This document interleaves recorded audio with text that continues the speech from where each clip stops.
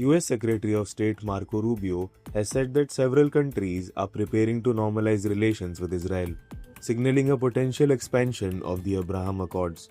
Speaking during his visit to a US-led multinational coordination center in Israel, Rubio indicated that the move would depend on progress towards a broader regional agreement and a lasting ceasefire in Gaza.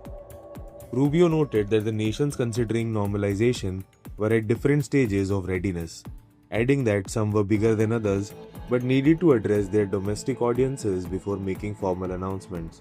Some of whom were on track to do so before October 7th happened, and we were close. So I think you look at the Abraham Accords, we'll be very open about the fact that we'd like to expand it and add more countries to that. And we see this as mutually beneficial. It's not just beneficial for Israel, it's beneficial for these countries.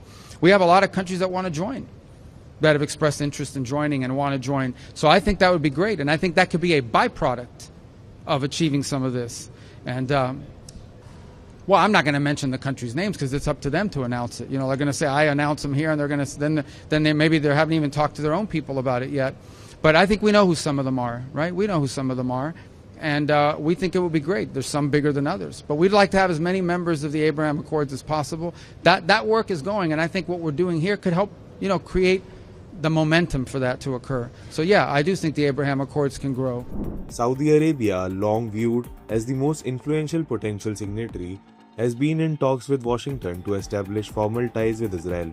However, Riyadh paused the discussions following the outbreak of the Gaza war in October 2023, reiterating that it would not proceed without concrete progress towards an independent Palestinian state.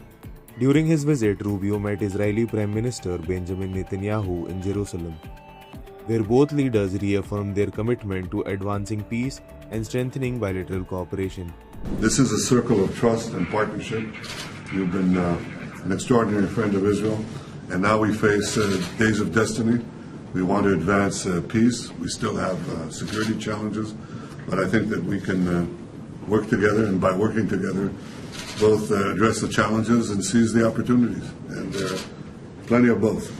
The visit came a day after Netanyahu hosted US Vice President J.D. Vance, highlighting the Trump administration's continued efforts to reinforce the Abraham Accords and maintain close US-Israel strategic ties.